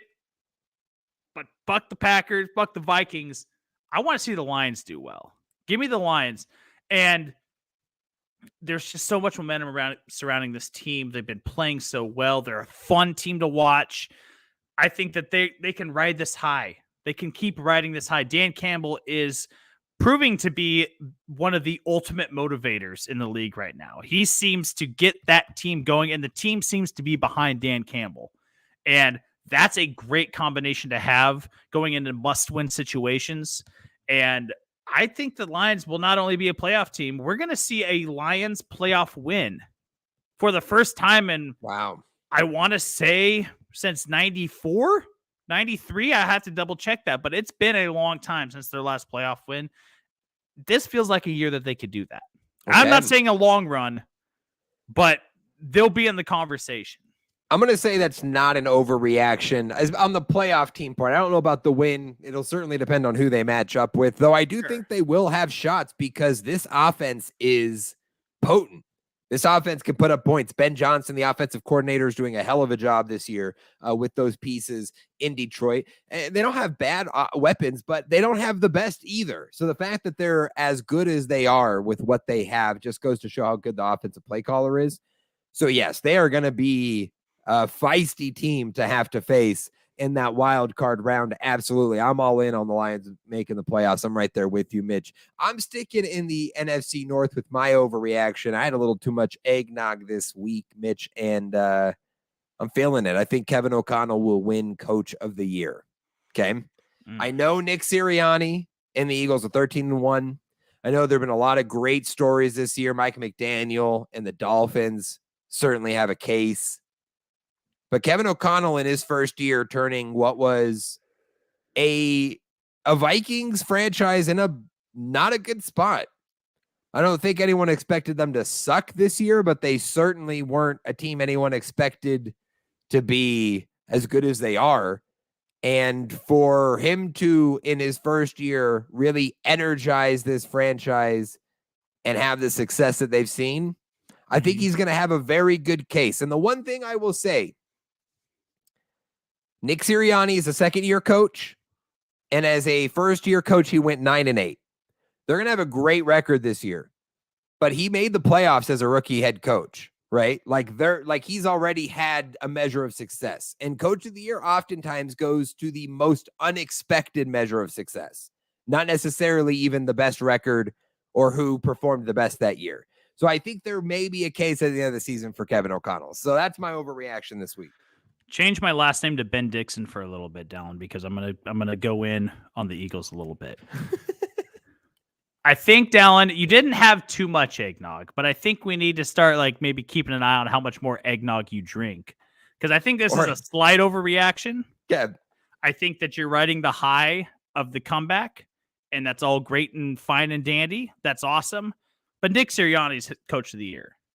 He is coach of the year. I know that he went 9-8 and made a playoff. That's fine. But no one on the face of the earth, I don't even think Eagles fans were thinking it, that they'd be 13-1 right now. Yeah. No one would have thought that Jalen Hurts would have been putting together an MVP type season. Not a single person on this earth.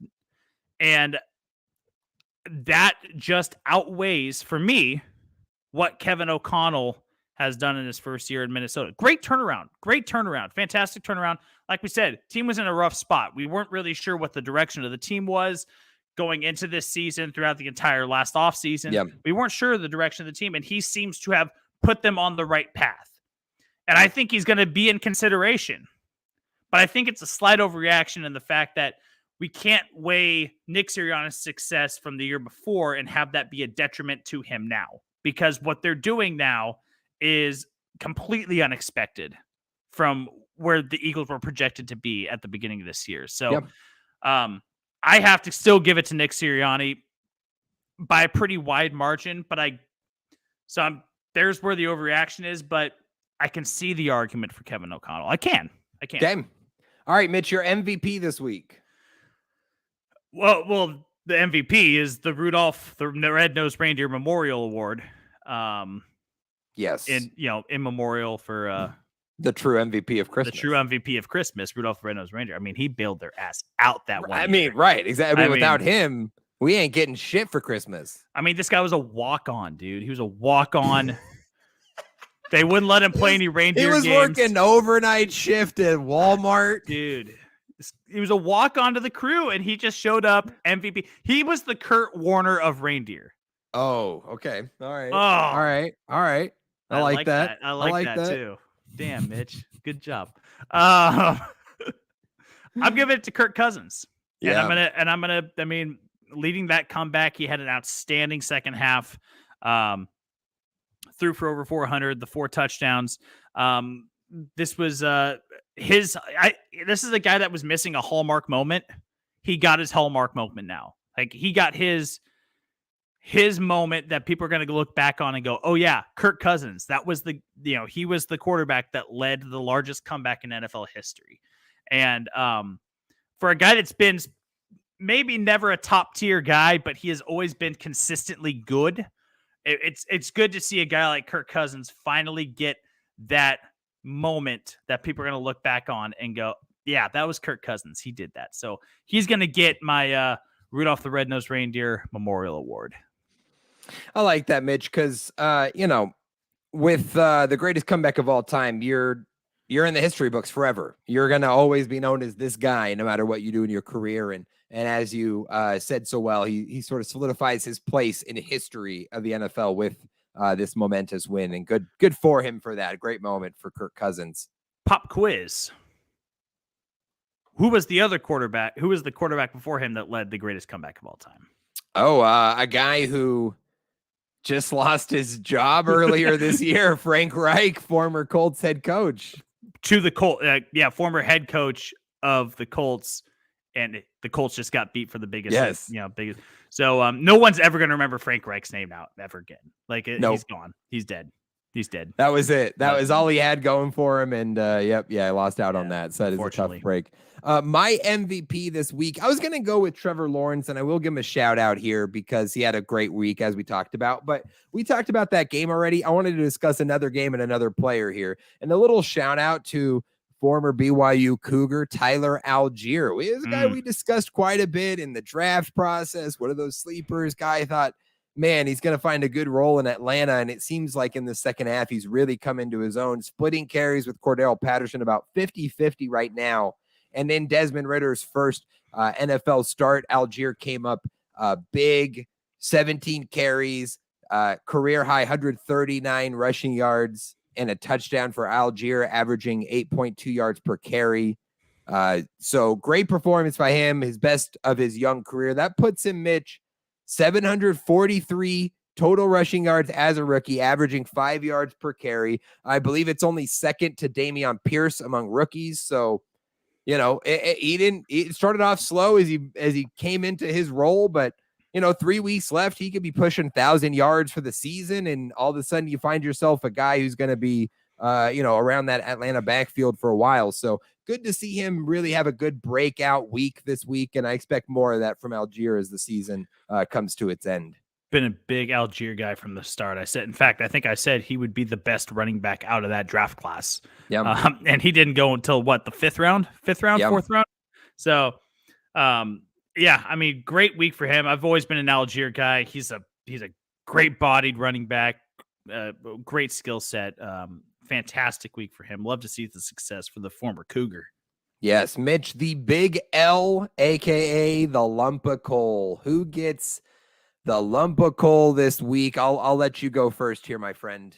Mac Jones, for getting stiff-armed into oblivion by Chandler Jones. I mean, dude, like at that point, you would think just grab his face mask. Take the face mask penalty. Take a face mask penalty, drag him down, because they're not going to be a field goal position even after that, I don't think. So, like, just do something. Just do something. And he couldn't do anything. He tried to, like, tackle him with, like, his left butt cheek. It was weird. It was like that was butt fumble worthy. Like, that might be worse than the butt fumble. Ooh. Is that attempt at a tackle from Mac Jones. It was, that was not a good look. I think Bailey Zappi makes that tackle. Mac Jones doesn't. Yeah. Maybe. I don't know. Yeah. Former Hilltopper. Love it. Yeah, no. That was a very bad look for Mac Jones. And obviously that horrible way to end that Patriots-Raiders game for New England. But for him to just get demolished by Chandler Jones as he waltzes in to the end zone, just, bad look for Mac Jones. Mitch, my lump of coal this week goes to any hopes of a NFC division champ with a winning record. That's who gets the lump of coal this week, because the NFC South yet again stunk it all up. The Bucs lost, the Panthers lost, the Falcons lose to the Saints, who only had 4 wins. So the Bucs sit at 6-8. The rest of the division all sit at 5-9. Which means that the Bucs would have to win out to go over 500. So we are definitely getting an NFC South division champ under 500, and you'll love to see it. What a horrible division we have. You think Tom should have just walked and saved his marriage at this point? I mean, yeah, what? So you could go 7-10. Didn't I say this earlier this year? So you could go 7-10 and lose in the first round of the playoffs. Like, and it's happening in front of our eyes, Mitch. Like, what is this? He was married to a smoke show, great family, good kids. Should have just walked, man. Just said, hey, nope, I'm hanging him up. I mean, what a move. I hope we all learned a valuable lesson from Mr. Tom Brady on that one. That's right. If your wife tells you to do something, just do it, maybe. I don't know. Yeah. I can attest to that one. Mitch, the MVP race. So then MVP pick something different than Die Hard, okay? No, it's already been done. It is finished. Mitch, the MVP race. That's what Tom told Giselle. So. Yikes. Don't put me in that category, please. Sorry. No, I'm not doing that. MVP race or MVP watch every week. We update it. Top 3. Last week, Jalen Hurts, Patrick Mahomes, Josh Allen. That was the top 3. It remains the same this week, but we have another entry in a tie for third place. We're adding Joe Burrow into this tied for third. And this is mainly for me, guys. This is mainly for me because I believe that Joe Burrow needs to be in this conversation more than what he is. I think Joe Burrow's having an MVP level season, and we're just sort of overlooking him. He's second in passing yards, second in passing touchdowns. He's completing 68% of his passes.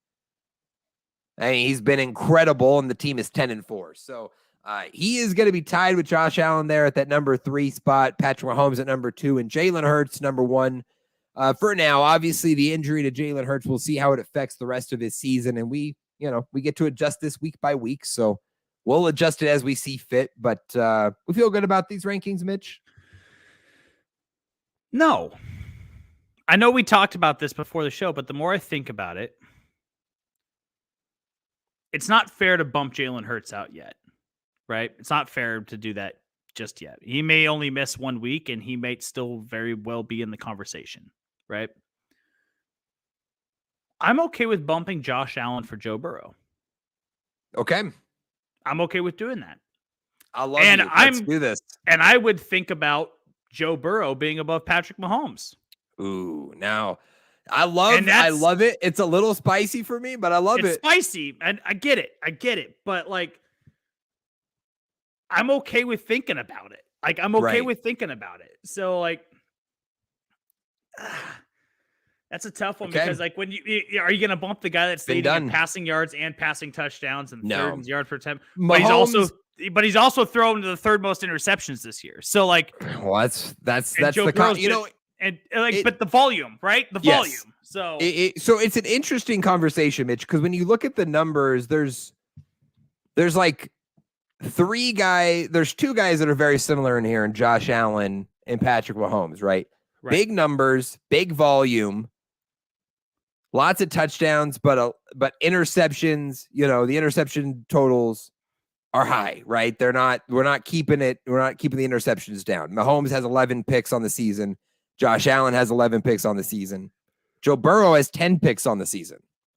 So they're all sort of in that grouping there. Mahomes has 35 touchdowns. Burrow's 31. Josh Allen's 30, right? All kind of right there. The biggest differentiator for me is that Burrow and Mahomes are both around 68% completion percentage, and Josh Allen's down under 64. Now, he does bring a lot to the ground game, 700 yards and 6 touchdowns in a way that those guys don't. But with the winning that those teams are having, it's hard to ignore Mahomes and Burrow. Obviously Hurts at this point, if the season ended today, he'd be the MVP regardless of the injury. That's why he's number one. But with a few weeks left of the NFL season, it is a tight MVP race. And despite the fact that the Eagles are 13-1 and the Hurts has looked so good, it's not out of the question that he is the MVP. And I think that makes this really fun as we head into this final stretch. Yeah, it definitely does. I hope Jalen comes back. I hope if he misses this week, which sounds like he probably will. I hope it's only 1 week deal because this guy so deserves it. It's like that Wentz year where like he was clearly the MVP. Then he gets hurt at the end. And it's happening to him again. The Eagles, they're cursed.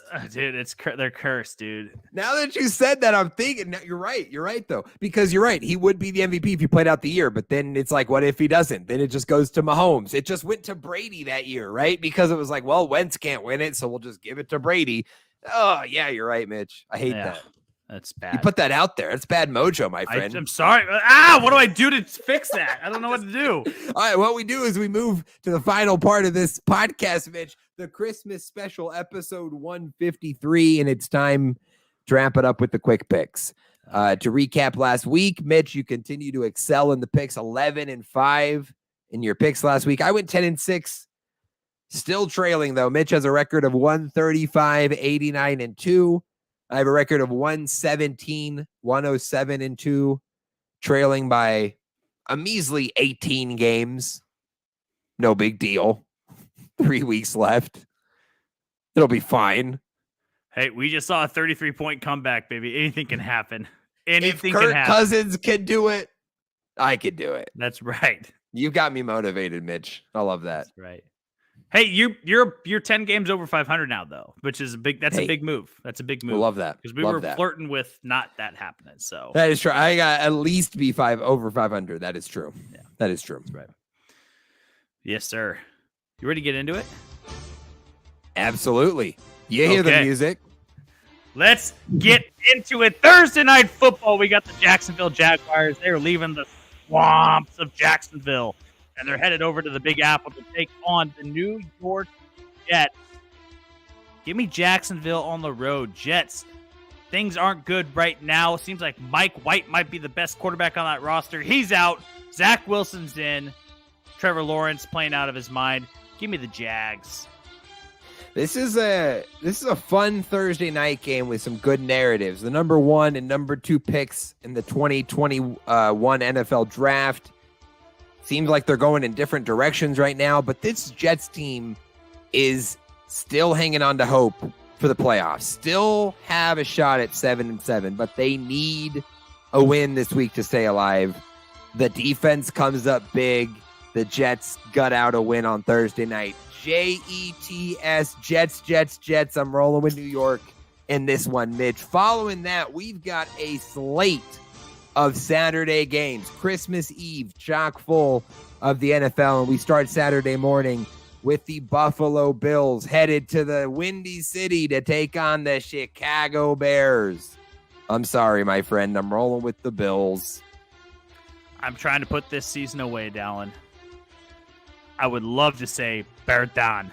Uh-oh. But to quote the great Chris Berman, no one circles the wagons quite like the Buffalo Bills. Give me the Bills on the road in the Windy City. I like the Bills over the Bears. Following that game, we got the New Orleans Saints. They're leaving the Big Easy to head over to Cleveland, the best city in Ohio, according to Dallen. Yes. To take on the Brownies. Give me the Brownies at home. Things are not good in New Orleans. It's a confusing mess. Can't make any sense of it. Give me the Brownies at home. New Orleans is a mess. You can't make any sense of it, and that is why I'm rolling with the Saints on the road in this one. Give me New Orleans. Oh, goodness.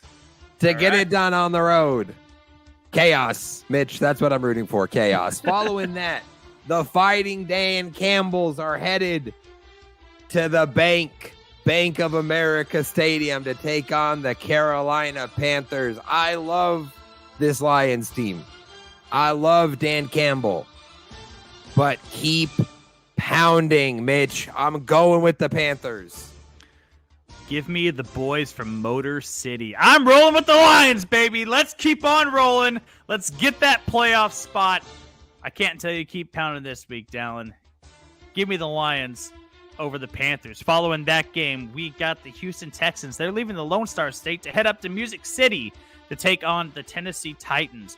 Titans, one of those teams, hot and cold.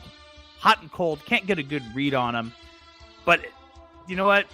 It's not hard to get a read on how bad the Houston Texans are this year. Give me the Titans at home over the Texans.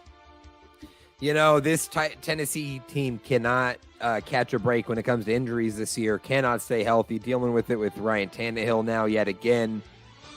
And you know, this Houston team is bad, but they've had a couple weeks in a row against Dallas, against Kansas City, where, you know, they didn't just roll over and give up. They were competitive. They were in that thing. I say, why not? They're going to win more than one game this year, right? Oh, no. They're going to get it done against the division leaders. Houston on the road, Mitch. I'm hyped. I'm taking all the weird ones today, my friend. Fucking your balls you must just keep be so looking big, at dude. me like, what are these picks, homie? Your balls are huge, man. Good for you. Oh, buddy. I got nothing to lose, Mitch. I'm down 18 at this point. I got to do something. Following that, Mitch, the Seattle Seahawks are headed to Missouri, to Kansas City, to take on Patrick Mahomes and the Chiefs. Give me the Chiefs. Yeah, Chiefs in an easy one, I think. Seattle's had a good run. They've had their moments. Time to come back down to earth. Time to come down from Cloud 9, and they're going to land right in Kansas City and get their ass handed to them. I like the Chiefs at home. Following that game, we got the G-Men, the New York Giants. They're leaving the Big Apple to head over to Minnesota to take on the Minnesota Vikings. Coming off the big comeback win, Vikings riding high. Give me the Vikes over the Giants. Yeah, I'm rolling with Minnesota as well in this one, Mitch. Giants got the win over Washington, but it's going to be a tough stretch to end the season for them. Minnesota feeling good. They get it done at home. Following that, Mitch, Joe Burrow and the Bengals leaving Cincinnati, headed to the Northeast to take on the Patriots. Embarrassing way to end that game for the Patriots, and the woes continue as Joe Burrow lights them up in Foxborough. Give me the Bengals. Yeah, Bengals big over the Pats. Give me the Tiger King, Joe Burr, Joe Exotic, and the Bengals to get it done on the road in New England. Following that game, the Falcons, they're leaving Hotlanta to head over to Baltimore to take on the Ravens. I like the Ravens in this one. There's no word on whether Lamar Jackson will be back or not. Still might be Tyler Huntley. Things aren't going great right now in Atlanta, though. I think Tyler Huntley had a bad week. I think he's a much more talented quarterback than what we saw. Give me the Ravens at home. Yeah, I'm going to roll with Baltimore in this one as well, Mitch. Looks like Lamar has a shot to play this week, but with Desmond Ridder taking over for the Atlanta Falcons at this point, they just want to see what they got out of this rookie. And, it's not going to look great at times. Baltimore is a playoff team, despite the injuries at quarterback. They'll find a way to get it done at home in this one. Mitch, the Washington Commanders headed all the way across the country, one coast to another, to take on the San Francisco 49ers. The reign of Brock Purdy ends this week. Washington and Taylor Heineke get it done on the road. The Commanders leaving the nation's capital, headed over to the city by the bay. Nothing has changed. It is Purdy time in San Francisco. Give me the Niners to get it done over the Commanders. Following that game, a classic NFC East matchup. The Philadelphia Eagles going to be leaving the city of brotherly love, headed over to Jerry World to take on the Dallas Cowboys. No Jalen Hurts this week, it sounds like. Tough loss for the Cowboys last week. And a close one. Eagles, Eagles. Give me the Eagles on the road in a tight one over the Cowboys. Yeah, the Hurts thing is tough here. And after the way they ended last week's game, I think Dallas is going to be extra motivated to come out of here with a win. So I am going to roll with the Cowboys at home to bounce back after that disappointing loss. Get it done against a hobbled Eagles squad here. Give me Dallas at home. Final Saturday game, Mitch. Saturday night, a rematch, a remembrance of the catch, right? The Immaculate Reception. The Immaculate Reception. Franco Harris. Raiders at Steelers on Saturday night should be a good one. I'm going to roll with the Raiders on this one. They seem to have some momentum going at the end of the season. It's probably not going to matter much for them as far as the playoffs go, but it will be positive momentum for Josh McDaniel in year one. So you're welcome, Tanner Paceni, for maybe the first time all year on this podcast. I am picking the Raiders to win this week. Write it down. Write it down. This only happens a handful of times. Something as momentum shifting as what happened last week with the Raiders makes you think they can go 8-9, right? Yeah. They're not going to have a winning record, but they're going to get close.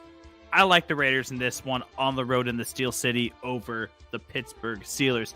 Sunday, Dallen, Christmas Day, we got a few games actually, and we're going to kick it off Sunday morning with the Green Bay Packers. Those rats from Wisconsin are headed down to Miami to take on the Miami Dolphins.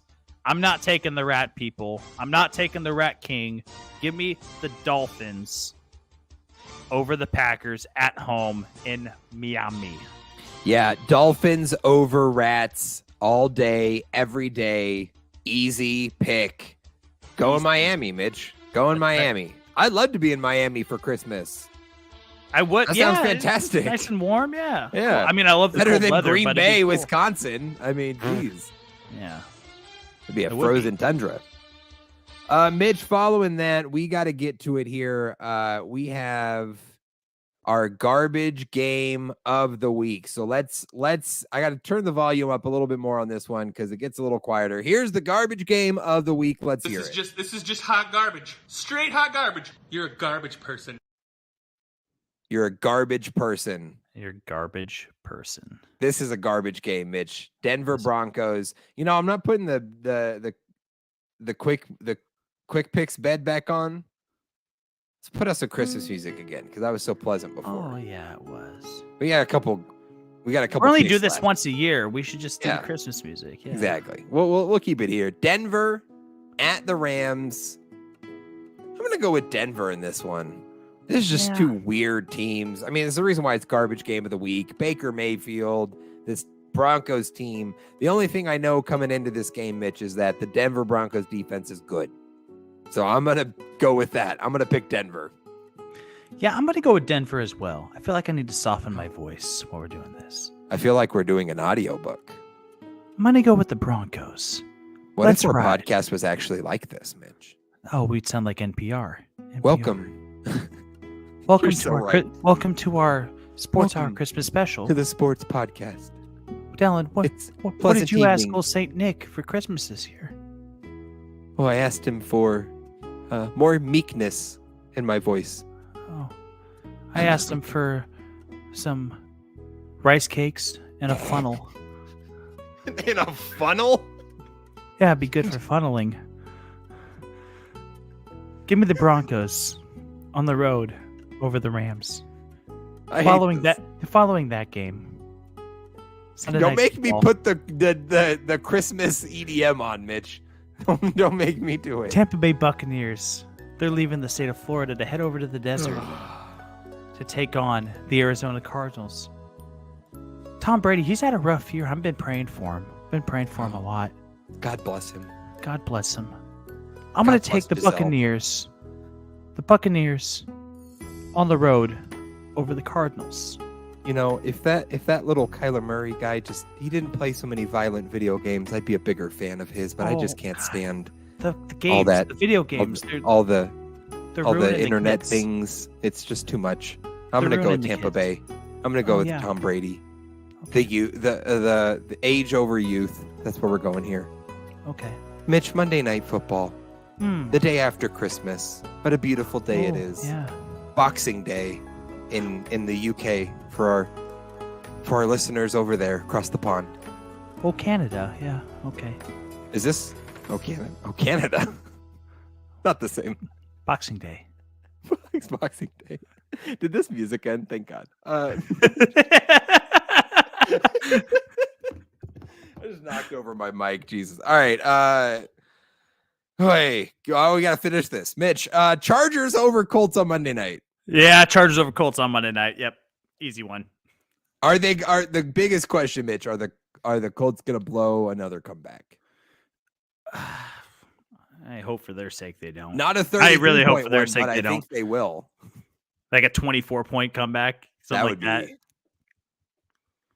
Yikes. Yikes. That would not be fun. Hey, Colts. fun fact. Jeff Saturday was the first head coach in history, or the first coach in history with the last name Saturday to lose on a Saturday. Facts. Do you know that? Hey. That was cool. I Well, read that one. you would think that on his day he would be even better, but turns out not the case. Nope. Not a weekend guy, apparently. Not a weekend guy. Not a week. Contrary to popular belief. I mean, Yeah. the guy's last name is Saturday, but Guess so. Yeah. Well, folks, man, bittersweet to come to the end here, but this has been a fun episode. Episode 153, the Christmas special. If you've been tuning in to the live stream on YouTube, on Twitter, thank you guys for watching, for hanging out. As you can see, Mitch and I in our shared space here, right next to each other, within meters and inches, just having a great time doing this podcast, celebrating a great time of year. Listen, this is a sports podcast. We talk to sports throughout, but we do really love Christmas. Christmas is a great time, and felt fun to celebrate it here with a little extra on the podcast. Oh, it felt so good. It felt so good. I mean, we were extra today, but that's Yes. okay. It's that time of year. We can do it a little bit. Yeah, It's we fine. love. Yeah, it's okay to go a little extra here for Christmas. Yeah, for sure. If you don't already, check out the social media channels. If you're watching the live stream, you can see them ticking below. The Instagram at the Sports Hour Guys. Follow our TikTok at the Sports Hour Guys. You can also follow the Twitter at Sports Hour Guys. Check us out live every week on there. The YouTube channel. If you're listening and haven't checked out the live stream, youtube.com/the Sports Hour Guys. You can also check out the website, thesportshourguys.wordpress.com. Guys, that is branding for you right there. You see the consistency between all that? You don't got to think, what's the username? What is it? It's the same everywhere, as much as we can. Try to make it easy for you. You can find us everywhere. You type in the Sports Hour Guys, we'll be there. I mean, You're going to there. find us. Exactly. Yeah. 100%. Mitch, tell the people, remind the people about Anchor. Can I tell them about Anchor? Okay, good. Because on anchor.fm/the Sports Hour Guys, that is the place that you can become a permanent part of the conversation. Look, we love seeing your comments here on the live stream, and we love seeing your comments on our Instagram post, but we want you to get on anchor.fm/the Sports Hour guys and leave us a voice message. We'll play it live right here on the show. And whatever question you have, we will answer it right here. Tell Dallen how egregious his diehard pick was. Tell us how wrong we were on a certain take. We'd love for you to be a part of the debate, the conversation. Get on anchor.fm/the Sports Hour guys. That's the best way to do it. If you're listening to this in podcast form, you can get us wherever you listen to your podcast, Apple Podcasts, Spotify, Stitcher. You look up the Sports Hour guys, you will find us there. Get on Apple Podcasts, leave us a rating, review. Tell us that we suck, because Dallen, that is the only way that we can get better. It is the only way that we could get better. And as you can tell, 153 episodes in and one Christmas special down.